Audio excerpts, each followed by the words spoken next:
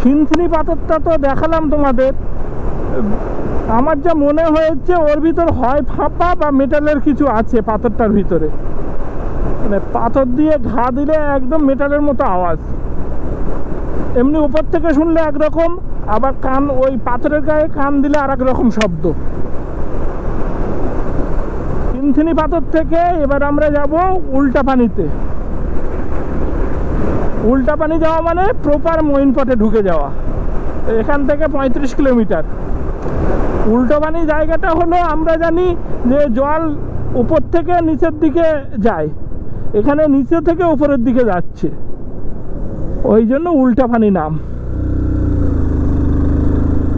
বেশ ইন্টারেস্টিং জিনিস যে নিচের দিক থেকে উপরের দিকে জল যাচ্ছে। মঈনপটে এখন রোদ বৃষ্টির খেলা চলছে। এখানে রোদ আছে, সামনেই বর্ষা হচ্ছে।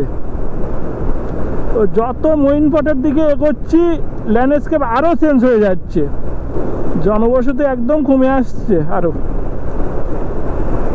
খুব 2-1টা বাড়িঘর দেখছি। মঈনপটটা যেহেতু শরণার্থী শিবির ছিল, ওই জন্য এখনও ওই এরিয়ার নামগুলো সব ক্যাম্প 1, ক্যাম্প 2, ক্যাম্প 3 এইভাবেই। সামনের পাহাড়টা দেখো কত বড় পাহাড়। আমরা মনে হচ্ছে ওই পাহাড়ের উপরে যাব। ক্যামেরায় আসবে না পাহাড়টা, কারণ মেঘে ঢেকে আছে একদম।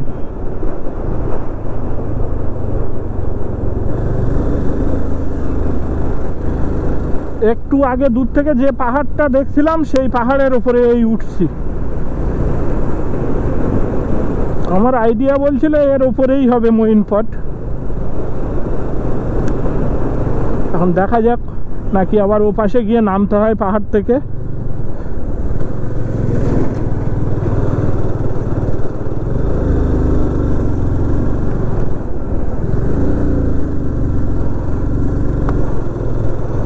কত সুন্দর রাস্তা, বাহ। এইখানে সেকেন্ড গিয়ারের কাজ চলছে, অনেকটাই হাইট, অনেকটা হাইট। থার্ড গিয়ারে ছিল, গাড়ি উঠছিল না।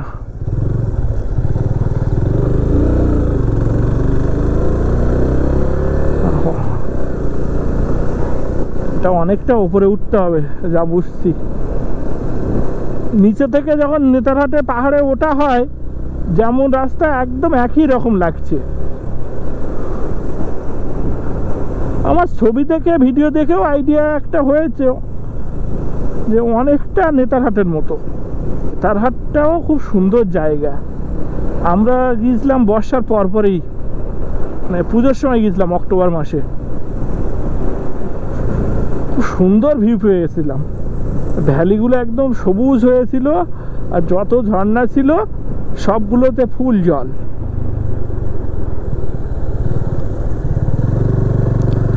তো ঝর্ণা দেখতে চাইলে বা এইসব অঞ্চলে আসতে চাইলে ভিউ ভালো পাওয়া যাবে এক বর্ষাকালে বা বর্ষার পরপরই। যারা বর্ষায় পছন্দ করো না তারা ওই সেপ্টেম্বরের লাস্ট বা অক্টোবরে টার্গেট করবে, তাহলে খুব সুন্দর পাবে।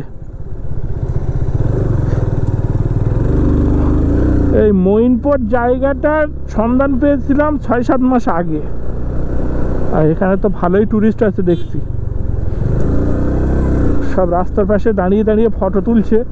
টার্নিংগুলো একটু দেখে করতে হবে, কারণ ভালোই 4 চাকা আছে। 4 চাকা উঠছে নামছে ভালো পরিমাণ দেখছি। এবার সব ফার্স্ট গিয়ার আর সেকেন্ড গিয়ার কাজ চলছে,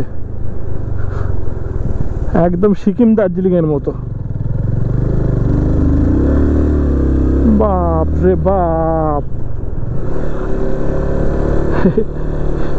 এটা ভীষণ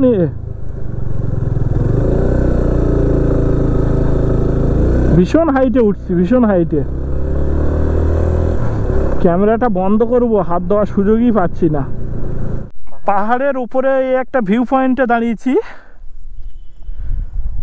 ভিউটা দেখো চারিপাশের। এটা হচ্ছে আম্বাকাপুর থেকে তো মঈনপটে যাওয়ার জন্য এই পাসটা ক্রস করে। আচ্ছা আচ্ছা।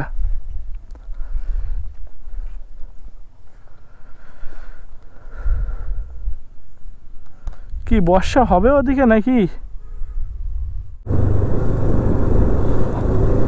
ও ম্যাপে দেখলাম যে পাহাড়ের ওপাশটা অম্বিকাপুর, মানে আমরা যে দিক থেকে এসেছি, আর এই পাহাড়টা আমাদের ক্রস করতে হবে।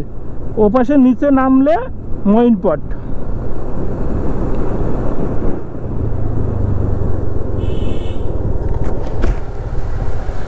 এই জায়গার জঙ্গলটা তো আরো ঘন।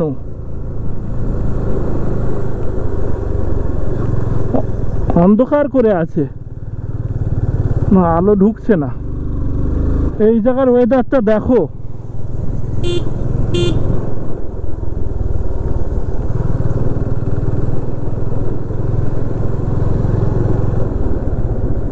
তোমাদেরকে দেখাই, আমিও দেখবো। আবার একটা ভিউ পয়েন্টে দাঁড়িয়ে পড়লাম। এত সুন্দর ভিউ, না দাঁড়িয়ে পারলাম না। চারিদিকে মেঘে ঘিরে আছে, একদম মনে হচ্ছে আমাদের গার উপর দিয়েই যাচ্ছে মেঘগুলো।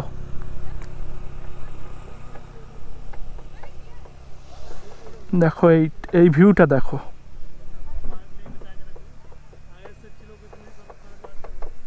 পাহাড়ের গায়ে গায়ে এগুলো ধান চাষ হয়েছে, এই যে এইগুলো।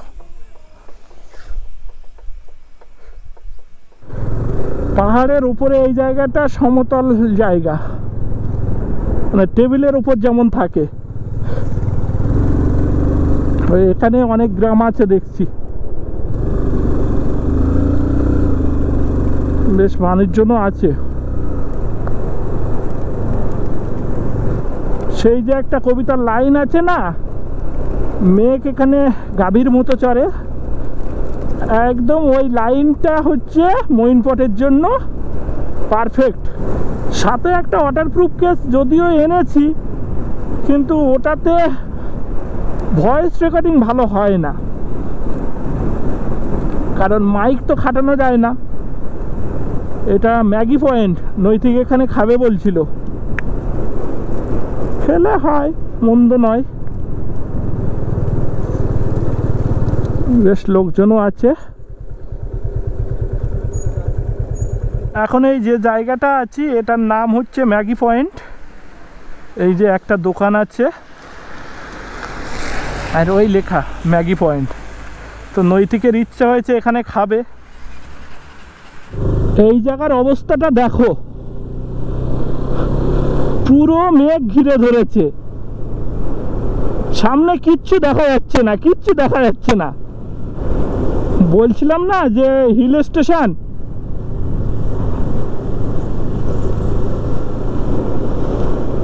কোথায় চলে এলাম। ও আমরা এখন আছি ছত্তিশগড়ের মইনপটে। বাহ, ঘরটা দেখো, চালে পুরো ঘাস, ফাঁকা রাস্তা, আমরা শুধু দুজন আছি। নৈতিককে আগে দিয়ে দিলাম, কারণ এখান থেকে একটা টার্ন নিতে হবে। ম্যাপটা ও ফলো করছে তো। আমরা যে মনসুন রাইডে বের হয়েছিলাম মইনপটের উদ্দেশ্যে, আজ দ্বিতীয় দিন। গতকাল তো ঝাড়খণ্ডে ছিলাম, ঝাড়খণ্ডের নবরত্নগড় দেখেছি, ওখান থেকে এসে জাজপুরে স্টে নিয়েছিলাম ছত্তিশগড়ের। তো সেখান থেকে আজ মইনপটে এলাম। মইনপটের বিশেষত্ব হলো এটা তিব্বতিয়ান কলোনি। 1960-62 সালে যখন চীন তিব্বতকে আক্রমণ করে, তখন প্রচুর শরণার্থী ভারতবর্ষে আসে। ও ভারতীয় গভর্নমেন্ট ওদের থাকার ব্যবস্থা করে দেয় এই মইনপটে। এখন এরা এখানকার হয়ে গেছে, বাসিন্দা হয়ে গেছে। শুধু ভিউটা দেখো, ভিউ আর কি দেখবে, বর্ষাকালে কুয়াশা দেখো। এখন কুয়াশা না মেঘ বোঝা যাচ্ছে না। আমরা যে মনসুন রাইডে বেরিয়েছিলাম গতকাল, তো ঝাড়খণ্ডে দেখেছি, ঝাড়খণ্ডের নবরত্নগড় বলে একটা জায়গা, ওখান থেকে এসে জাজপুরে ছিলাম। ও জাজপুর থেকে এখন আমরা মইনপটে এসছি। ওখানে অনেকগুলো মনেস্ট্রি আছে, ঝর্ণা আছে, সব আস্তে আস্তে দেখব। আর এখন পথটা ঠিক এইরকম, সামনে কি আছে কিছু দেখা যাচ্ছে না। এগুলো মেঘ না কুয়াশা?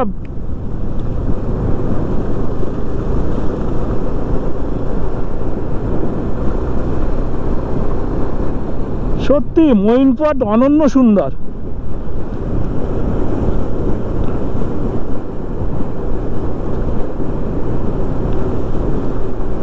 অনেক দিন ধরে টার্গেট নিচ্ছি, না আসলে মিস করতাম।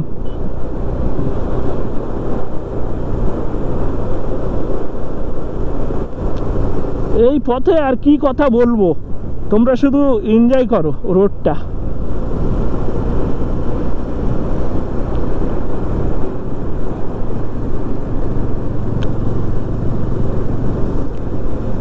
উল্টাপানি আর ৬-৭ কিলোমিটার মতো বাকি আছে।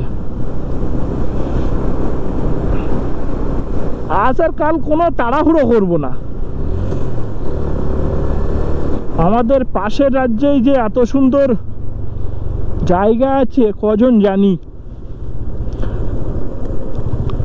তো কেমন লাগছে তোমরা জানিও। ভালো লাগলে পেজটা লাইক ফলো করে দিও, আর ইউটিউব চ্যানেলটা সাবস্ক্রাইব করে দিও।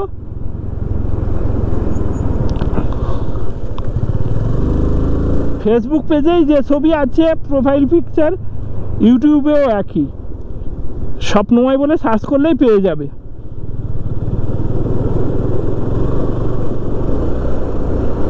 এখন আমরা পাহাড় থেকে একটু নিচের দিকে নামছি।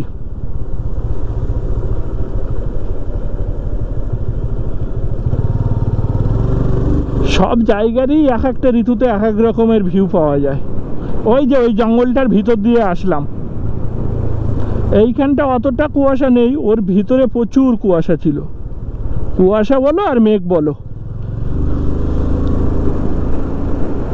আমরা যেরকম দেখি ইউরোপিয়ান কান্ট্রিতে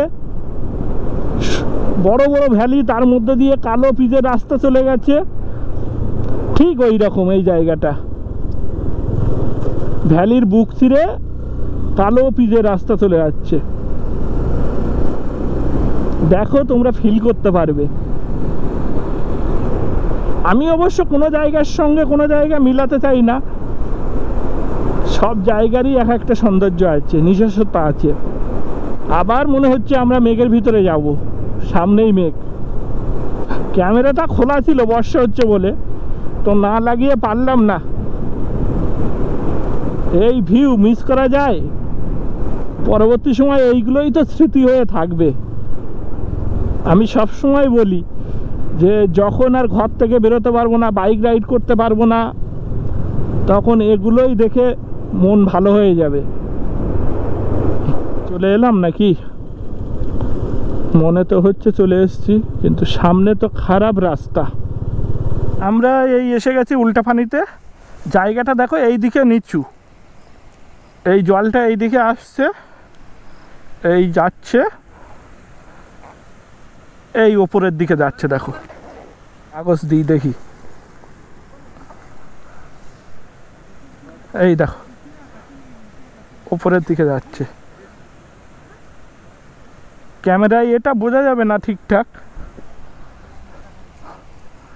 আরও দেখো নিচের দিকে যাচ্ছি আমরা, এই নিচের দিকে গিয়ে কাগজটা দিচ্ছি। আমরা কি জানি জল সবসময় নিচের দিকে যায়, জলটা অ্যাকচুয়ালি যাওয়ার কথা ওই দিকে। এটার নাম হচ্ছে উল্টাপানি, উল্টো দিকে বইছে বলে। আর চারিদিকের ভিউ তো এইরকম, এই দেখতে পাচ্ছ সব পাহাড়ের গায়ে মেঘ চড়িয়ে আছে। উল্টাপানির এখানে ভুট্টা বিক্রি হচ্ছে, তো খাওয়ার ইচ্ছা হলো, ভুট্টা পুরানো চলছে, 10 টাকা করে পিস। ম্যাগনেটিক হিলের টেস্টিং চলছে, ওপরের দিকে যাচ্ছি আমরা এখন। পিক আপ কিন্তু ছাড়া গাড়ির, দেখো গাড়ি এগোচ্ছে। হ্যাঁ কাজ করছে, হালকা কাজ। না এই তো, এই যে আবার বর্ষা এসে গেছে, ক্যামেরা খুলতে হবে। তো এইরকম সুন্দর সুন্দর জায়গায় এসেই বর্ষাগুলো আসছে। এখন আমরা জলজলি পয়েন্টের দিকে যাচ্ছি, একটু হেঁটে যেতে হবে বাইক রেখে। হ্যাঁ রে, সেটাই তো দেখছি, হোটেল পাবো। সেটাই হোটেল নিয়ে চলে আসলে ভালো। হোটেলে ঢুকলে আবার না, একেবারে ওই সামনে জাস্ট বুক করে সঙ্গে সঙ্গে বেরিয়ে আসলেও ভালো হয়। এই আমরা এখন জলজলি পয়েন্টে আছি। অ্যাকচুয়ালি এটা হচ্ছে বাউন্সিং ল্যান্ড, বাউন্স করে। এই দেখো, ভালো ভাই লাফা, বোঝা যাচ্ছে না। এই দেখো,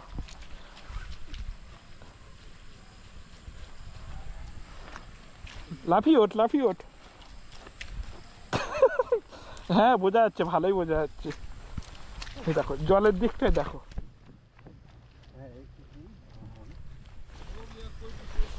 এইটা এই দিয়ে ঘেরা দেওয়া পুরোটাই হচ্ছে এই বাউন্সিং ল্যান্ড।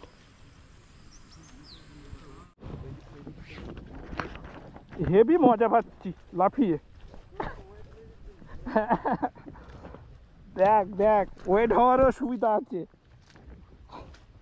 এই জায়গাটাও ভালো হচ্ছে। এই আমার হয়েছে এতটা হচ্ছে, তোর হয়েছে অনেকটা হবে। দাঁড়া, মইনপটে সব আশ্চর্য আশ্চর্য জিনিস। একটু আগে একটা দেখলাম উল্টো পানি, মানে নিচের দিক থেকে উপরের দিকে জল যাচ্ছে। আর এই একটা জায়গা দেখলাম বাউন্সিং ল্যান্ড, জায়গাটার নাম হলো জলজলি। মাটির উপরে লাফ দেওয়া যায়, মানে বাউন্স করে মাটিটা। তো আমরা এবার দেখে হোটেলের দিকে যাচ্ছি, হোটেল খুঁজতে হবে। হোটেল কয়েকটা দেখে রেখেছি, এখন গিয়ে দেখি কোনটা কি ভাড়া চাই, বার্গেনিং করতে হবে। এখানে সব শাল গাছ।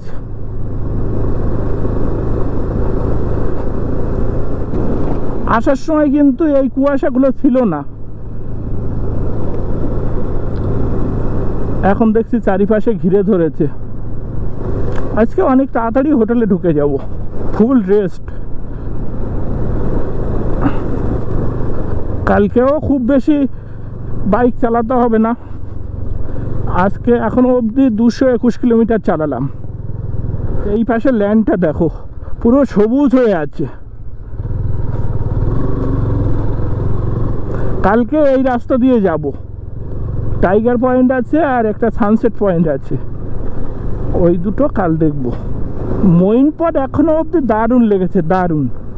আজকে গিয়ে তিব্বতিয়ান ডিশ ট্রাই করতে হবে। কর্মা রিসর্ট, কর্মা রিসর্ট। আর আমাদেরটা কোথায়? ওইদিকে একবার দেখবি ম্যাপটা। এখানকার মানুষের প্রধান জীবিকা হলো চাষবাস আর পশুপালন। এই দেখো দুপাশেই কত কত চাষ হয়েছে, মানে পাহাড়ি এলাকা তবুও প্রচুর চাষ হয়েছে। এই পাশে ধান জমি আর এই পাশে ভুট্টা ক্ষেত। এই যে সব ভুট্টা চাষ করেছে, ফুল এসে গেছে ভুট্টা গাছে। গিয়ে হোটেলটা যেন পেয়ে যাই, খুব বেশি খোঁজাখুঁজি না করতে হয়। তো আমরা এখন যে হোটেলটায় যাচ্ছি ওটা দলমা তিব্বতিয়ান হোটেল। গিয়ে দেখি রুম পাই কিনা। এই যে এসে গেছি, Dalma Tibetan resort and restaurant.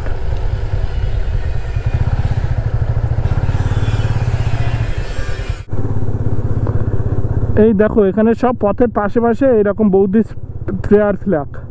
এইগুলো পাহাড়ে খুব দেখা যায়। তো দলমাতে তো রুম হলো না, কটেজ আছে, এমনি রুম আর নেই। কটেজের ভাড়া বেশি, আমাদের বাজেটের বাইরে। দেখি আরো হোটেল আছে এখানে। আনমোলে একবার দেখবি, সে আনমোল ও পাশে যাবি? হ্যাঁ হ্যাঁ, যে হোটেলটায় থাকার ইচ্ছা ছিল ওটাই তো রুম পেলাম না। দলমা রিসর্টে আসলাম, আনমোল হোটেলে আসলাম। তো রুমটা এই ছোট্ট রুম, কিন্তু সাজানো গোছানো।